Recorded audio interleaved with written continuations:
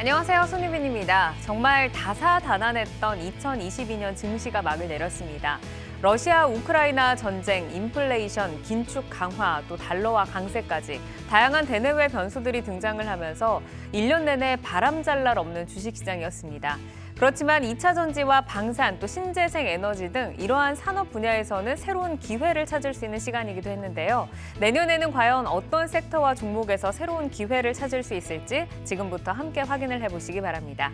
자, 2022년 마지막 거래일 마무리 주식으로 시장 정리하고 가겠습니다. 사용관 차장의 종목 먼저 만나볼까요? 네, 사용관의 오늘장 마무리 주식은 하이드로 리튬입니다. 대한민국 리튬의 정제 역사가 바뀔 수도 있는 순간에 와 있다고 생각이 들고요.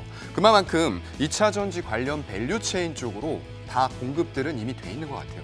이제 새해에는 펄 테스트를 기다리면서 좀 이 종목에 주목해 보도록 하겠습니다. 네, 자 이어서 정경민 차장의 오늘장 마무리 주식 들어보겠습니다. 네, 저의 오늘장 마무리 주식은 아모레퍼시픽입니다. 연말에 가장 좋은 모멘텀을 보였었던 이제 대중국 소비주들이 오늘 중국 입국자들에 대한 PCR 검사 그리고 각종 증명서 요구 소식에 좀 꺾이는 모습이 좀 나왔는데요.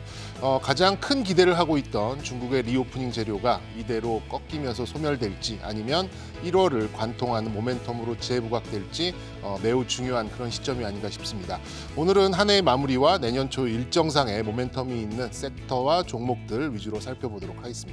네, 오늘 잠시 주춤하기는 했지만 연말이 중국 랠리라고 해도 과언이 아닌 장이었는데 중국 관련 이슈는 잠시 뒤 좀 더 자세하게 살펴보도록 하겠습니다. 자, 신혁승 이사의 오늘장 마무리 주식은요?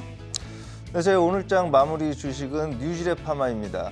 제가 내여주에서도 말씀드렸던 바가 있는데 국내 대사항암제 독보적 기업으로서 차세대 항암제인 대사항암제 임상에 대한 기대감이 확산되고 있습니다.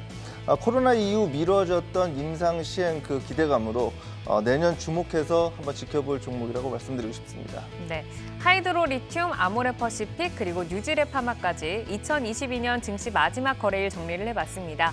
다가오는 2023년 새해 주요 이슈들을 통해서 여러분과 내년을 함께 열어갈 종목들 지금부터 확인해 보겠습니다.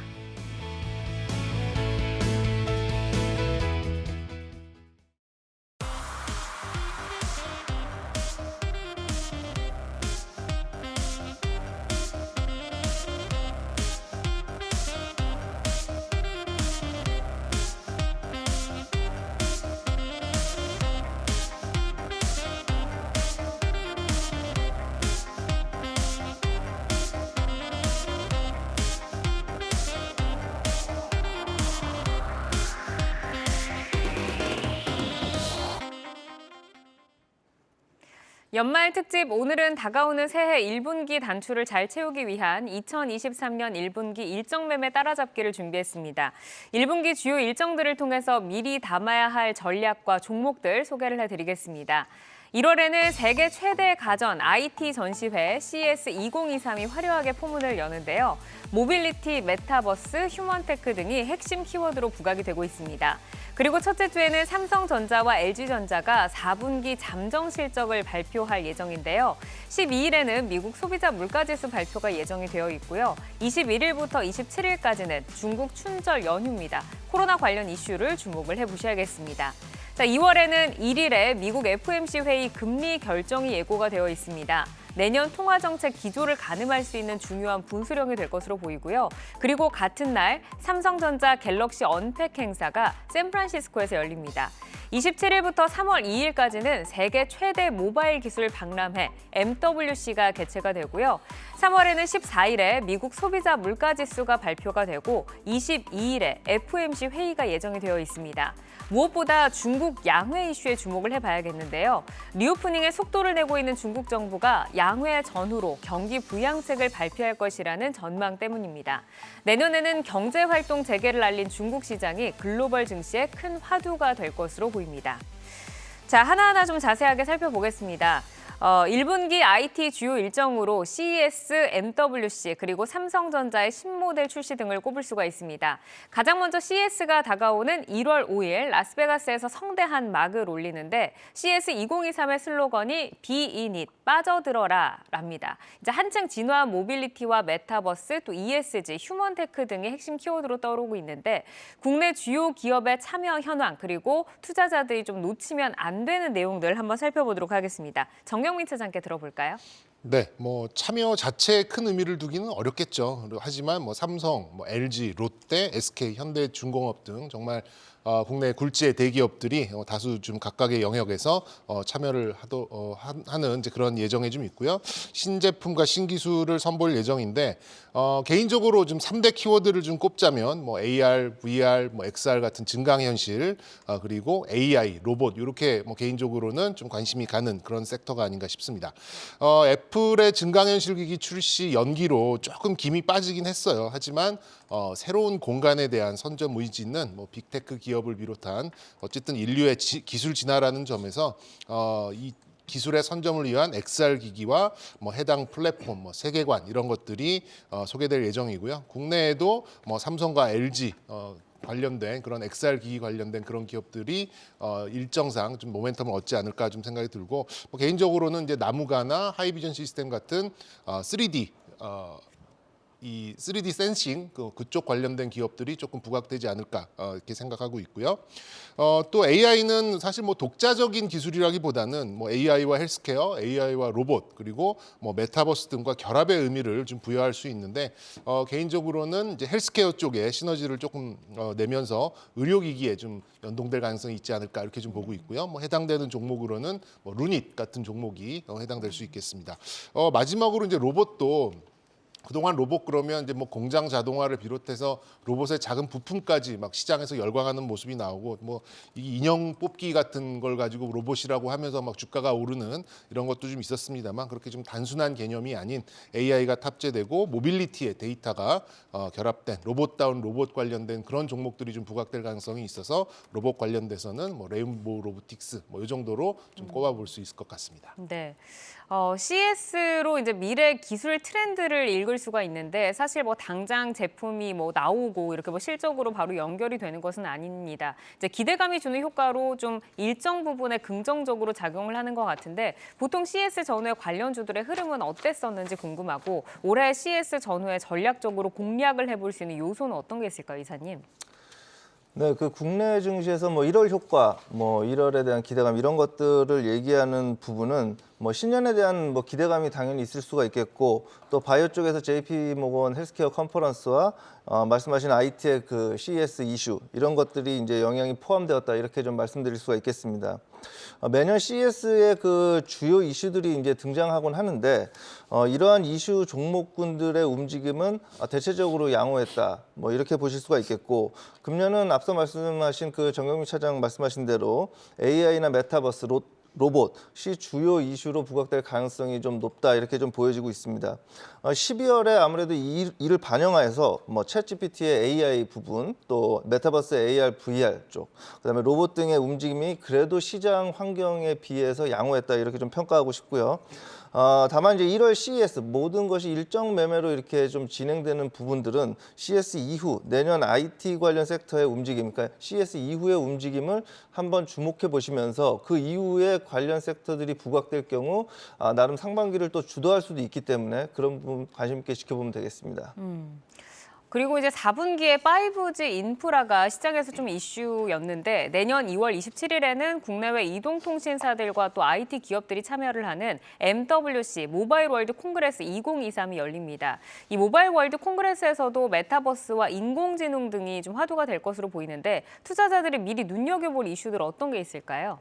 네, 일단은 세계 이동통신 사업자협회에서 개최를 하는 그런 전시회예요. 그렇다 보니까 여기에 이제 참가하는 주요 기업들은 모바일과 ICT 관련된 기업들이 많이 참가를 할 겁니다. 근데 화두는 크게 변하지 않을 것 같아요. 일단 웹3, 웹 3.0과 메타버스 이런 부분들인데 올해 이제 1월에 열릴 CES 2023이죠. 세계 최대 가전 박람회인데 여기에서도 최초로 CES 역사상 최초로 화두를 메타버스로 잡았습니다. 그만큼 메타버스 시장이 펼쳐져야 될 텐데 기기 출시가 특히나 이제 주요하게 애플 같은 곳들에서 미뤄진다라고 하면서 충격을 한번 받았어요.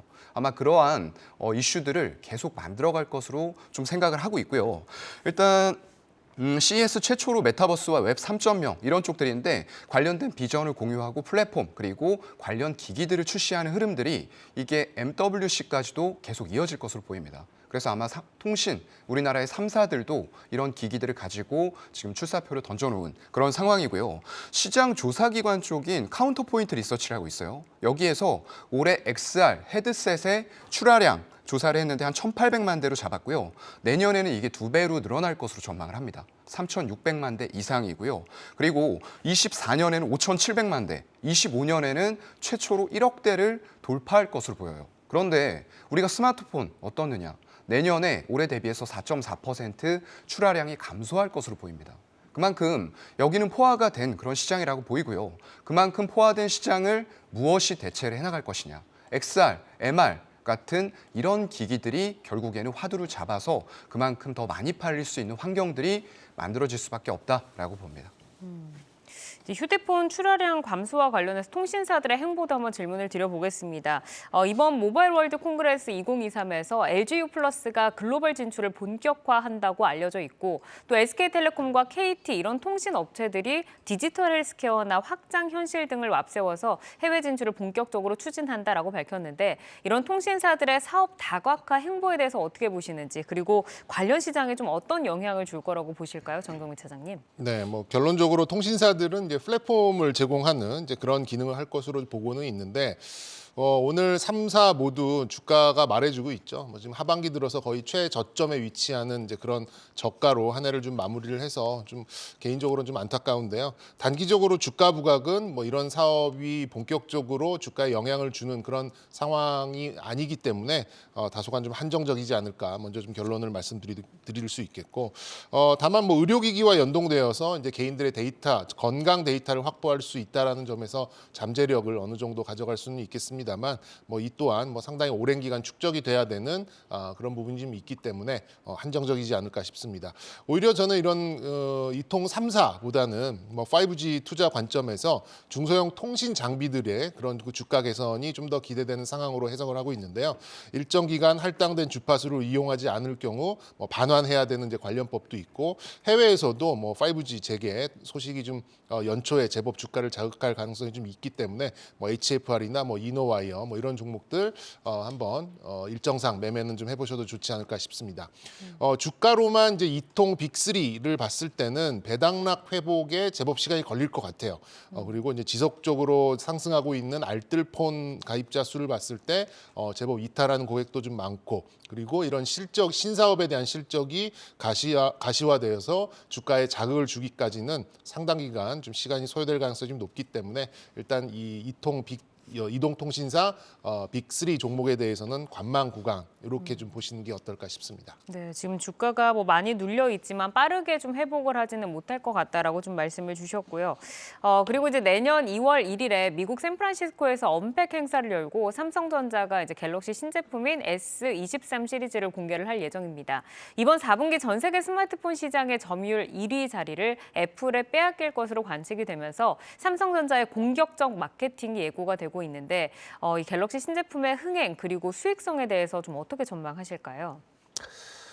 네, 사실 보면 이제 제가 봤을 때는 이번 같은 경우는 상품성보다는 경기 회복 여부에 좀 더 주목해 볼 필요가 있다 이렇게 좀 보실 수가 있겠고 기존 사용 스마트폰의 교체 니즈가 아무래도 경기 회복과 관련이 있기 때문에 그러한 부분이 좀 연동되지 않을까 이런 생각을 좀 해봅니다. 삼성 스마트폰의 점유율 특성상 사실 이제 고가폰보다는 중저가폰의 이제 점유율이 높은 상황에서 갤럭시 S23의 어떤 흥행 여부는 이제 지켜봐야 될 것 같고요. 다만 이제 우리가 소비자 입장에서 애플의 아이폰 사용자들의 경우는 카메라 성능에 대해서 갤럭시보다는 높게 평가했던 부분을 이번에 어떻게 만회했는지 이런 부분을 좀 봐야 될 것 같고 국내 소비자의 한정돼서 봤을 때는 애플 같은 경우는 이제 카메라 부분 또 삼성 같은 경우는 삼성페이 그 부분이 사실 강점으로 이제 주목이 되고 있거든요. 근데 이제 그 아이폰 사용자들의 충성도가 높기 때문에 요번에 이제 애플페이가 적용이 됐을 경우에 기존 갤럭시 폰의 교체 시 그러한 이탈 부분을 어떻게 이제 커버할 수 있을지 이 부분도 좀 주목해 봐야 될 것 같습니다. 네. 이제 우선 뭐 애플페이라던가 뭐 이런 뭐 카메라 사양이라던가 이런 부분들도 있지만 사실 이런 기술적인 부분보다는 경기 회복이 선행이 돼야 된다라고 좀 말씀을 해주셨고, 자, 삼성만의 이제 강점이라고 불렸던 말씀을 해주셨던 삼성페이에 대적할 애플페이가 이제 내년 초에 국내에 상륙을 할 것으로 예정이 되어 있습니다. 이제 이탈에 대해서 좀 말씀을 주셨는데 과연 휴대폰 판매량에 어느 정도나 영향을 주게 될지 이 부분도 조금 짚어보고 싶고, 또 갤럭시 신제품 출시 관련해서 주목할 수 있는 부품 기업들은 어떤 기업들이 있을까요? 네, 일단 뭐 페이 자체만 가지고 이동한다라는 거는 제가 볼 때는 좀 아닐 것 같아요. 왜냐하면 서로 방식이 다릅니다. 삼성페이는 기존의 마그네틱 방식이기 때문에 그냥 일반 카드를 사용하던 분들도 그 단말기에다 결제를 할 수가 있어요. 근데 애플의 방식은 뭐냐?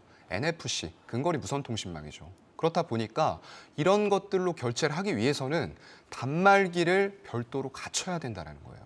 그런데 대형이라던가 프랜차이즈 이런 쪽들은 사겠죠. 하지만 지금 굉장히 많이 쓰고 있는 일반적인 결제 단말기, 그걸 중소사업자들이 과연 돈 들여서 살까요? 제가 볼 때 안 사요. 그렇기 때문에 애플페이가 결제, 이런 휴대폰의 시장 점유율에 미치는 영향은 조금 미미할 것이다 라고 저는 생각을 일단 하고 있고요. 글쎄요, 국내가 이 삼성페이 사용자가 지금 1,500만 명이 넘었다라고 해요. 이것 때문에 삼성폰을 선택하는 사람도 많은 것 같고요.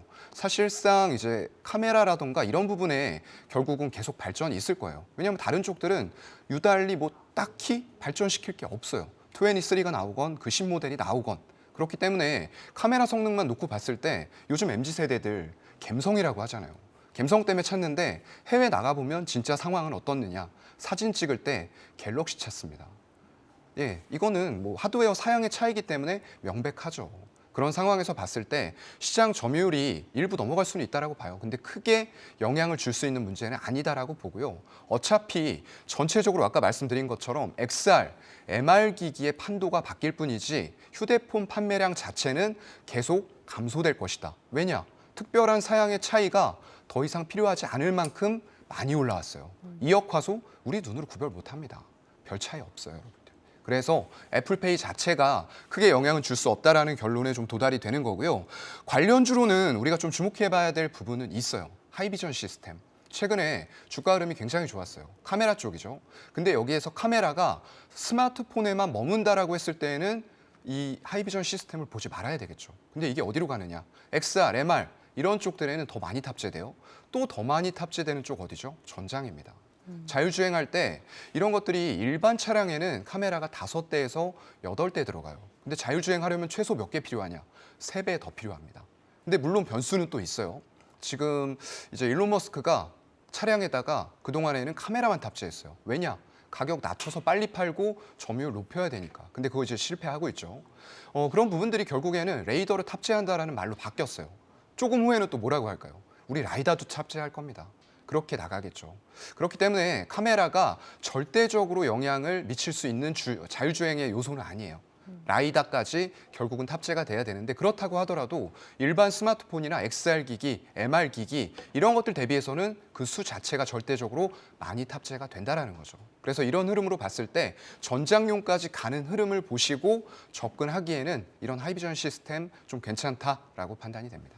우선 탑픽으로 이제 하이비전 시스템을 조금 눈여겨볼 수 있다라고 관련주를 꼽아주셨고, 그리고 이제 뭐 삼성페이가 이제 지금 뭐 워낙 잘 쓰여지고 있기 때문에 단말기를 교체를 하거나 추가 구매를 통해서 애플페이로 이탈되는 수요가 그렇게 크지는 않을 것이다. 그리고 뭐 감성도 이제 갤럭시가 많이 따라잡았다라고 말씀을 해주셨습니다.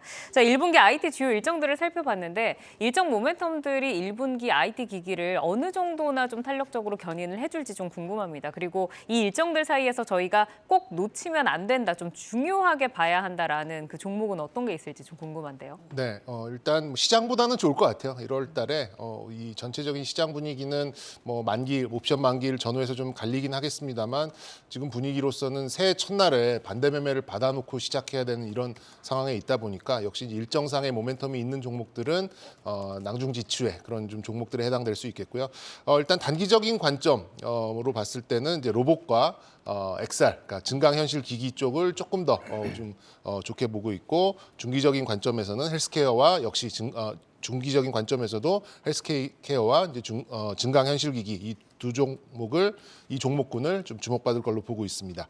그래서 뭐 종목으로 본다고 하면 사용관 차장하고 좀 비슷하죠. 역시 3D 센싱 아까 잠시 언급을 좀 드렸듯이 XR 기기에 적용될 수 있는 나무가 같은 종목 뭐 많이 올라왔습니다만 역시 일정 매매에는 그만큼의 모멘텀이 따르기 마련이기 때문에 약간 좀 단기적인 흐름으로 좀 보시면 좋을 것 같고 AI가 결합된 헬스케어 관련해서는 뭐 오늘도 나쁘지 않은 주가를 좀 보이고 있었던 루닛 같은 종목은 뭐 우리나라에서야 좀 이해관계가 좀 얽히면서 큰 폭의 성장이 나오고 있지는 못하지만 해외 성장성이 워낙 좋기 때문에 올 하반기까지도 좀 기대해 보셔도 좋을 만한 종목이 아닐까 싶습니다. 네, 우선은 시장보다는 조금 강할 것이다라고 말씀을 주셨고 관련주로 루닛과 또 나무가 짚어주셨습니다.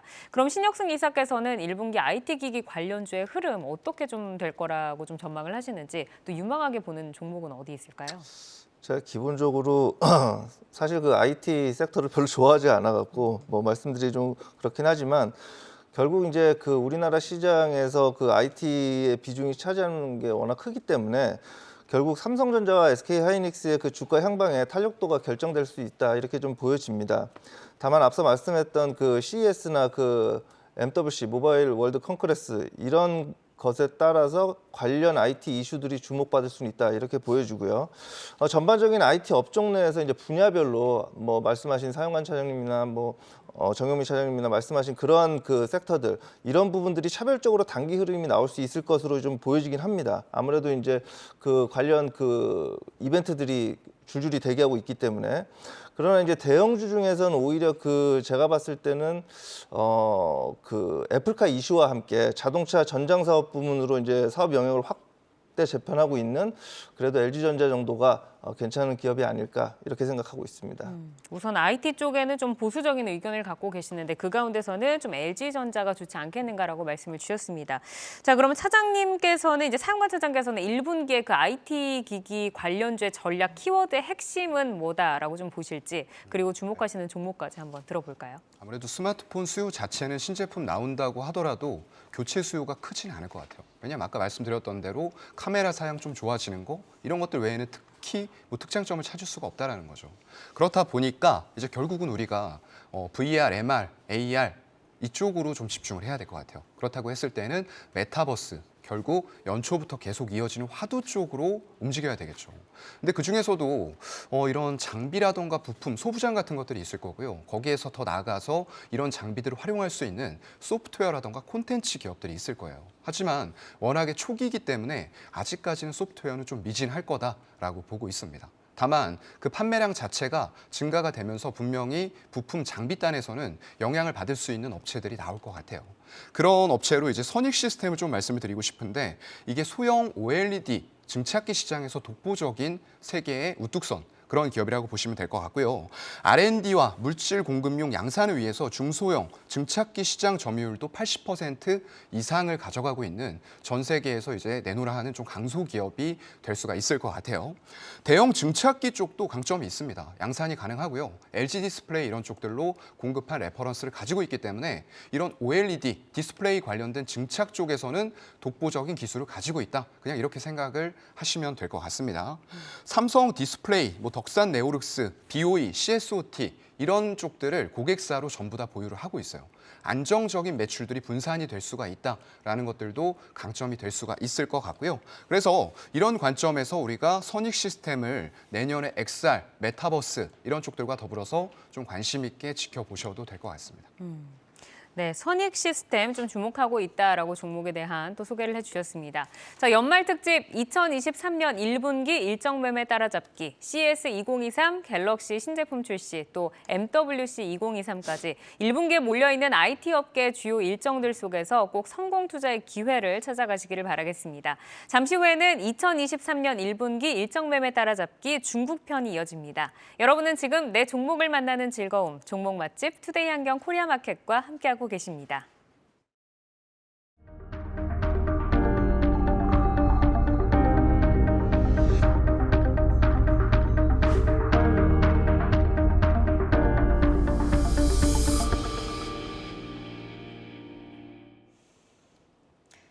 2023 업종 대장주 고5월 스탑. 오늘은 업종 대장주들의 한 해를 돌아보고 내년에는 고일지 스탑일지 방향성을 가늠해보는 시간으로 준비했는데요.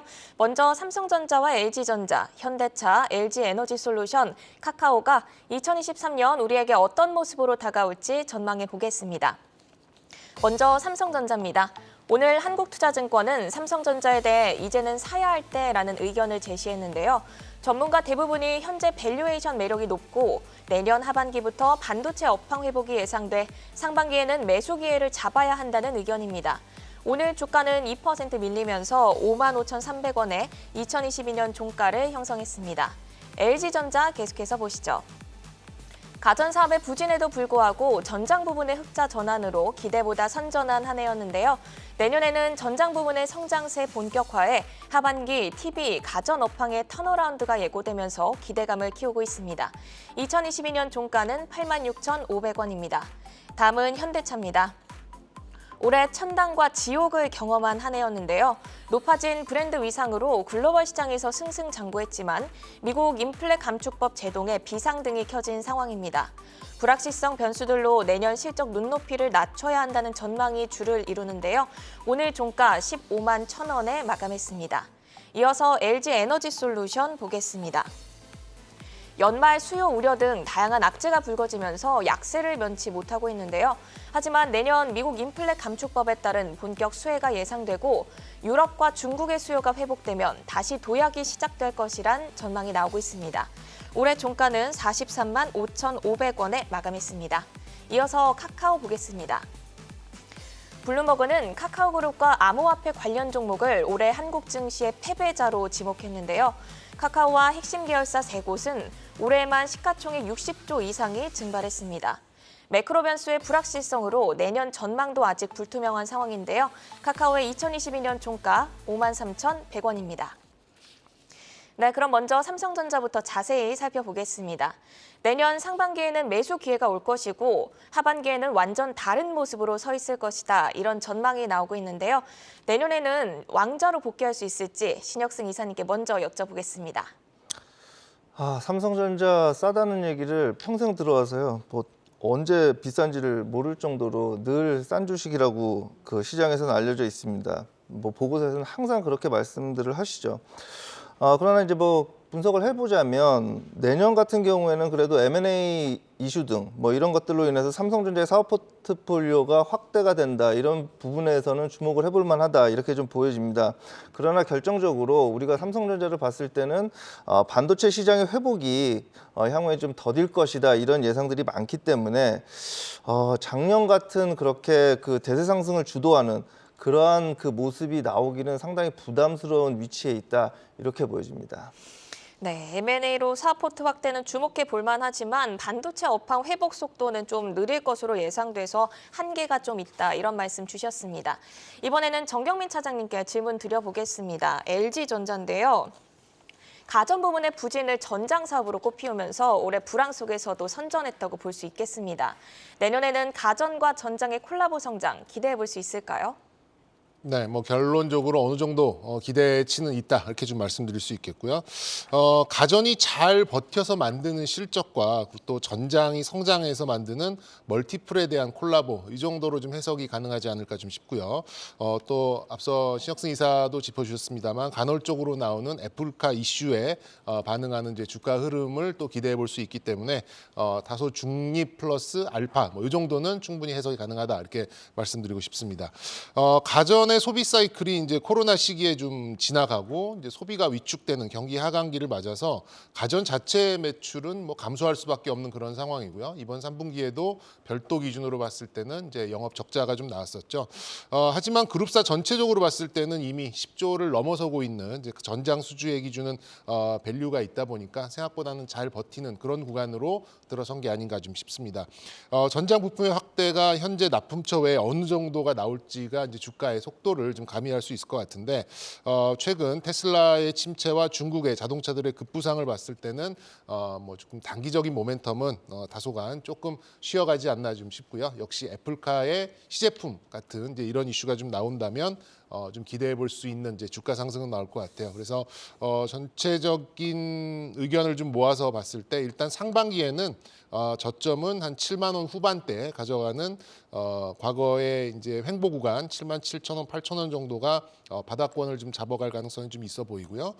그리고 지금 200일선이 좀 놓여 있는 매물대가 좀 많은 10만 원 선 정도가 상반기에는 이제 박스권의 상단으로 이렇게 좀 횡보를 하면서 애플카 이슈가 나올 때 이 상단을 어느 속도로 돌파하느냐가 내년 한 해 LG전자의 어떤 흐름을 좌지우지하는 이슈가 되지 않을까 싶습니다.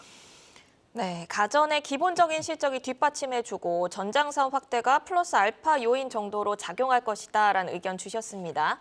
계속해서 현대차 보겠습니다. 올해 천당과 지옥을 모두 경험했던 종목이죠.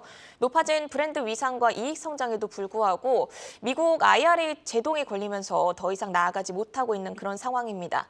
IRA가 본격적으로 시행되는 내년에는 더 힘들다고 봐야 할지 사영관 차장님은 내년에 어떤 전략 필요하다고 보실까요? 네, 일단 결론부터 말씀드리면 스톱이고요. 네, 지금 일단 제가 우려했었던 마지막 남은 월봉상의 60월선이 이번 달에 장대 음봉으로 깨졌어요. 그리고 외국인들의 동향도 그렇게 좋지는 않고요. 이렇게 수급적으로 꼬일 수밖에 없는 이유는 좀 명확합니다. 첫 번째는 보조금 혜택. 여기에서 차이가 발생되기 때문에 동급의 포드라던가 이런 쪽에 마 2차량, 점유율도 뺏겼죠. 전부 다 그쪽으로 넘어갔어요. 근데 본격적으로 이게 시행되면은 더 비싸지는 상황에서 브랜드, 인지도 같은 측면에서 당연히 우리가 폭스바겐, 포드, 스텔란티스 이런 쪽들 대비해서 전 세계적으로는 분명히 떨어지는 게 팩트입니다. 그런 상황에서 싸워야 된다라는 게 가장 큰 첫 번째 이유인 것 같고요. 두 번째는 환율이죠. 이제 1,500원을 넘나들던 환율의 효과가 사라지고 있죠. 거기다 금리 피크아웃 하면서 내년에 연준이 아마 올리는 속도는 점점 더 이제 슬로우해질 거예요. 2월에 25bp 인상을 한다라는 얘기도 나오고 있거든요. 그렇게 됐을 때에는 환율이 여기에서 더 이상 가파르게 올라갈 만한 환경은 나오기가 힘들다. 그럼 환율 효과가 엄청난 영업이익을 현대와 기아에 가져다 줬는데 사라질 거란 말이죠. 거기다가 세 번째 보죠. 인센티브입니다. 딜러들한테 인센티브 그동안에 잘 팔리니까 안 줘도 됐어요. 그게 언제까지? 딱 6월까지였죠. 북미에서 점유율 9%까지 올라갔을 때. 근데 그때는 선택지가 없었어요. 테슬라 아니면 현기차, GM은 생산 차질, 나머지는 아직 준비 안 됐고요. 근데 지금은 상황이 완전히 달라졌죠. 많은 완성차 브랜드들이 전부 다 뛰어들어서 선택지가 많아진 상황에서 예전처럼 딜러에게 인센티브 미지급해도 이 차량이 팔릴까요? 제가 볼 때는 안 팔려요. 인센티브를 많이 제공해야 팔릴까 말까 한 지금은 그런 상황이기 때문에 현대차, 기아차, 우리 국내에서는 당연히 완성차 업체 중에서 최고의 업체다라고 할 수 있는데 해외로 나갔을 때에는 그렇게 긍정적인 말씀을 현재로서는 드릴 수가 없다.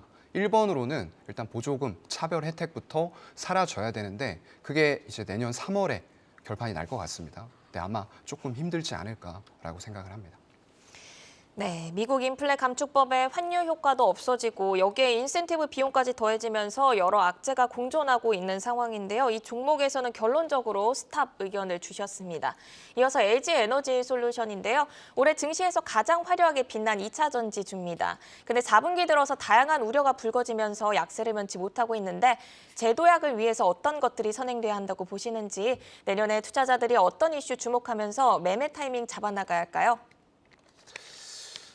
네, 지난달 말쯤으로 기억을 하는데 옆에 계신 정경민 차장과 함께 방송에서 2차 전지 섹터에 대해서 우리가 한번 논의를 해본 적이 있습니다.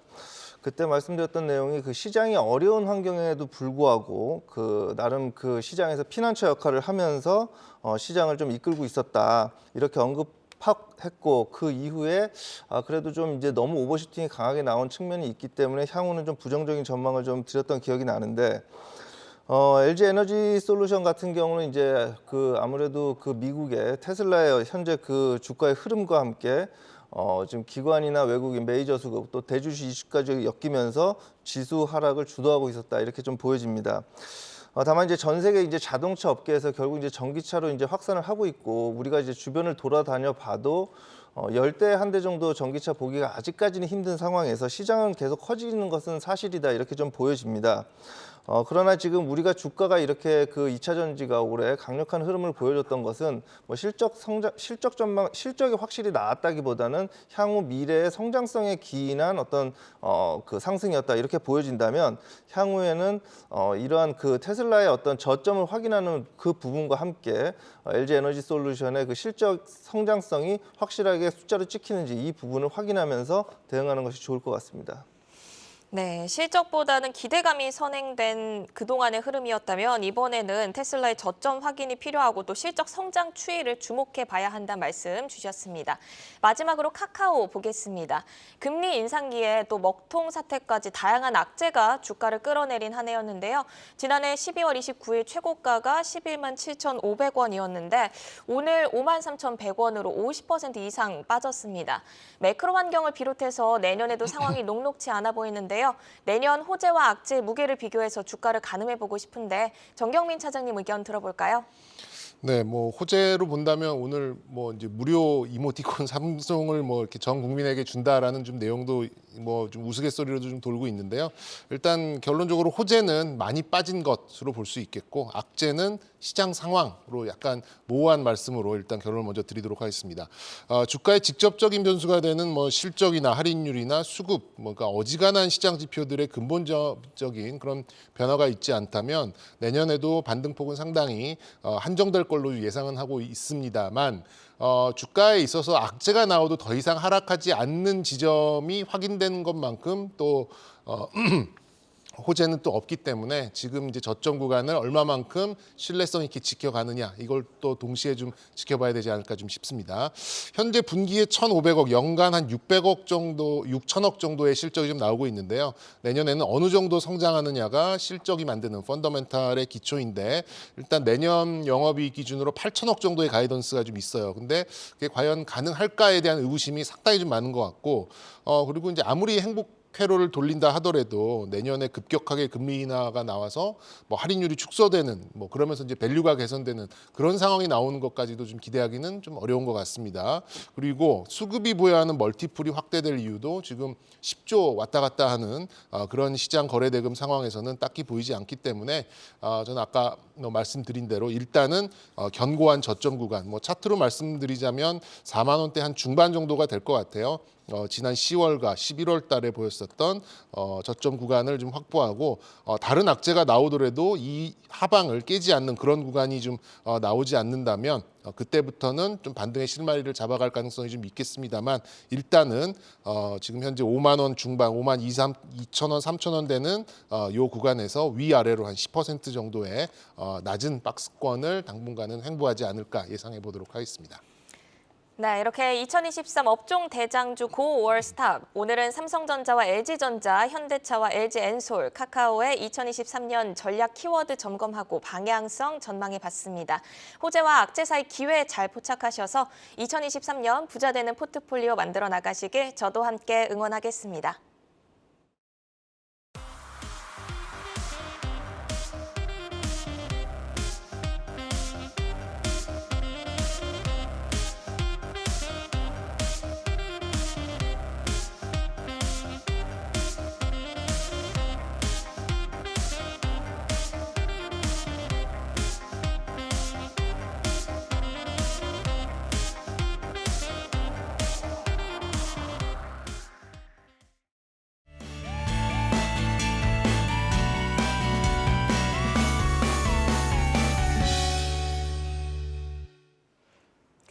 연말특집 2023년 1분기 일정 매매 따라잡기, 이어서 중국편 이어가겠습니다.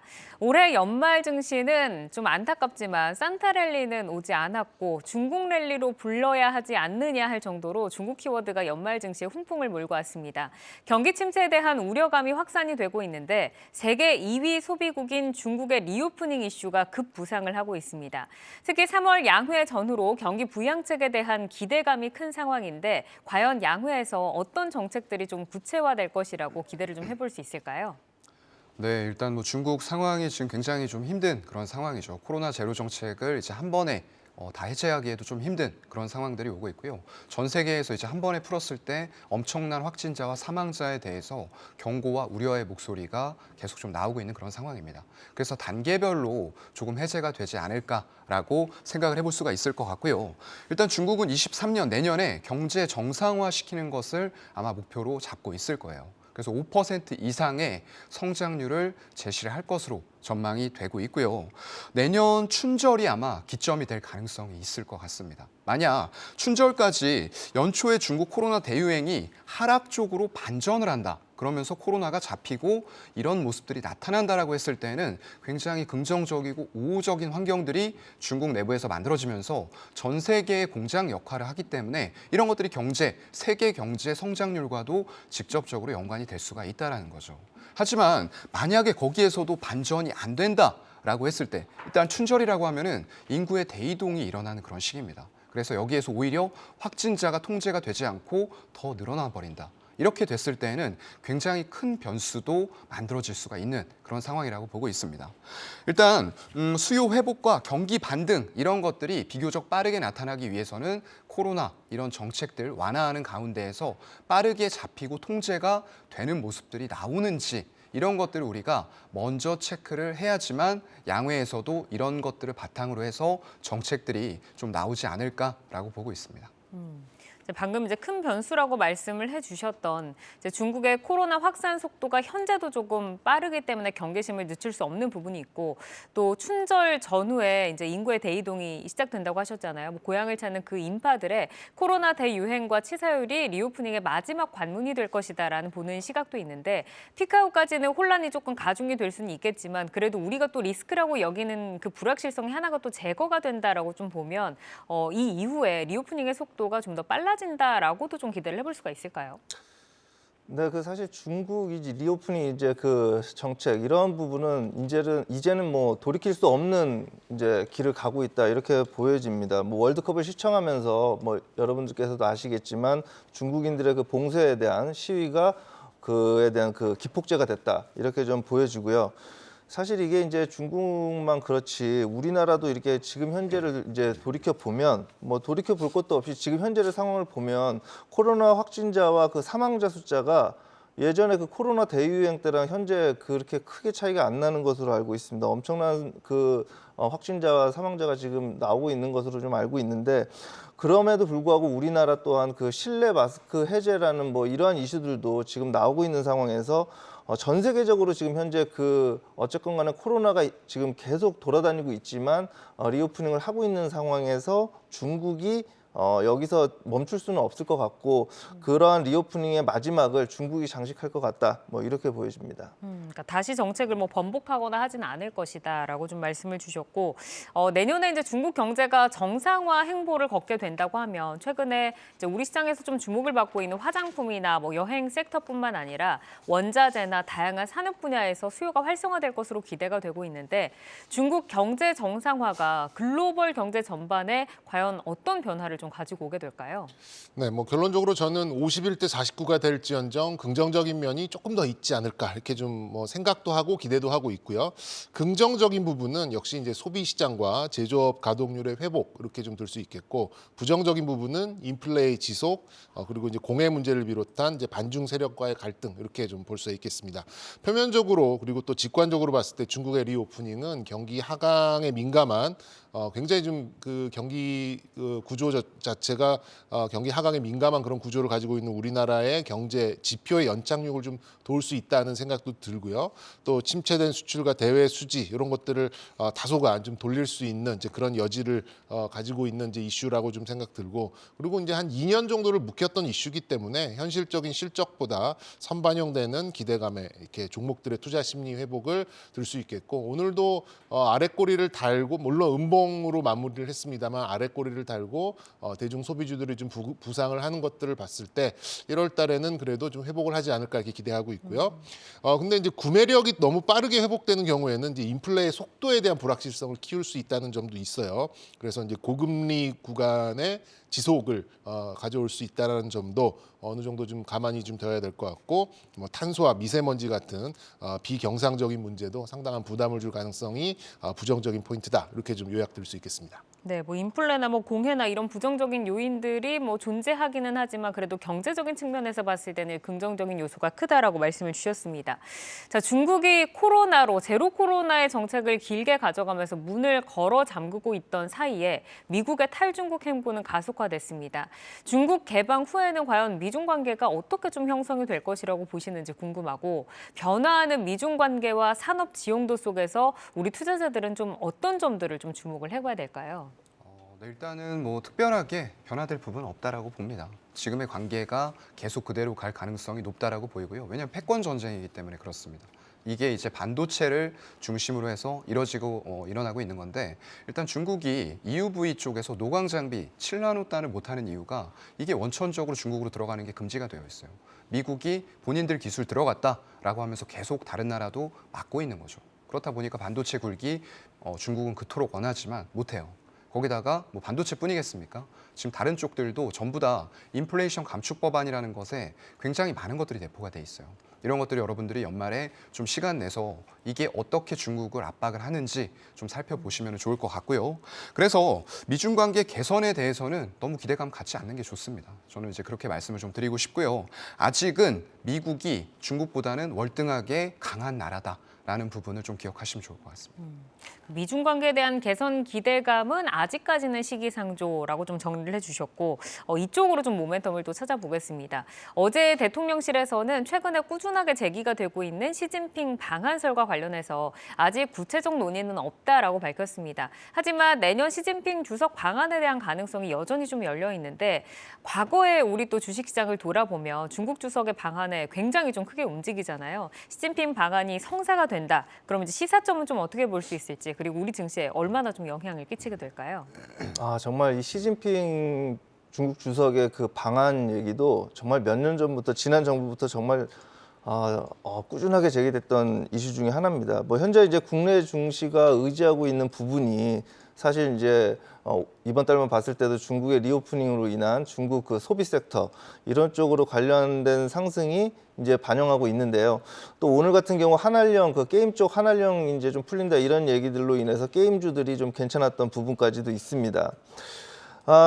뭐 서두에서 말씀드렸다시피 시진핑 그 중국 주석의 그 방한 이슈 이것은 진짜 지난 정부부터 정말 꾸준하게 지속되었고 그러나 된다 하고 결국에는 안 되는 이런 상황으로 뭐 진행되었던 상황입니다. 뭐 이번에도 그 시진핑 방안이 뭐 이렇게 가능성이 있다, 뭐 이렇게 얘기들은 하고 있으나 사실 그것을 예단하기는 힘들다 이렇게 보여지고요. 만약 그래도 시진핑 주석이 방한 일정이 이제 확정이 됐다. 이랬을 경우에는 방한 일정까지는 확정되고 방한 일정까지는 아마도 지금 현재처럼 중국 관련 소비 섹터나 중국 관련주들이 상승 탄력이 굉장히 강할 것이다 이렇게 보여지나 막상 이제 시진핑 주석이 이제 돌아갔을 때는 실제 그 중국과의 회담이나 이런 쪽에서 관련 정책 이런 것들로 인한 슬림한 그런 부분들이 더 주목받을 수 있다 이렇게 좀 보여집니다.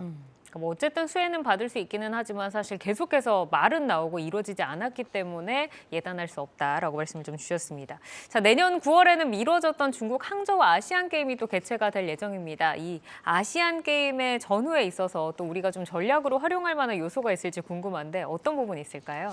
네, 보통 이제 국제 행사는 전통적으로 이제 적자 재정을 좀 일으키면서 통화량이 좀 일시에 좀 증가되고 또 이벤트 전후에서 해당 지역의 좀 국지적인 그런 좀 경기 활성화 기능이 있긴 있습니다만 아시안 게임은 국제 스포츠 이벤트 중에서도 가장 좀 낮은 레벨이다 보니까 또 규모도 대폭 축소해서 열린다라고 하니까 기대치가 크지는 않고요. 이제 다만 이제 아시안 게임을 앞두고 이제 대외적인 이미지 쇄신을 위해서 뭐 인프라나 또 첨단 기술에 대한 좀 전시 효과를 볼 가능성이 좀 높기 때문에 또 이제 미국에서 또 방해하고 있는 이제 그런 반도체 기업들에 대해서 어느 정도 국내 기업들로 좀 시선을 돌릴 가능성이 좀 높아서 오히려 아시안 게임과 반도체가 무슨 관계냐 이렇게 하실 수도 있겠습니다만. 중국 내 반도체 투자는 그나마 좀 살 길이 막막한 우리나라 반도체 장비 업체들한테는 일부 기회로 작용될 수 있겠다 이렇게 좀 말씀드리겠습니다. 네.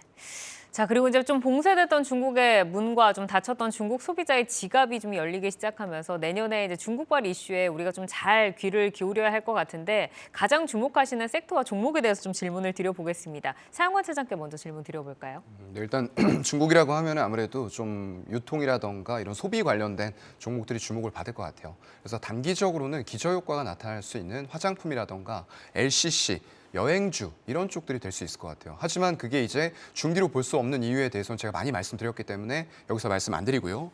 중기상으로 볼 수 있는 거는 카지노 쪽 보고 있습니다. 카지노 쪽에서도 일단 파라다이스, 전에 나와서도 제가 내어주로 말씀을 드린 것 같아요. 이쪽은 워낙에 이제 3분기에 어닝 서프라이즈가 시현이 됐고요.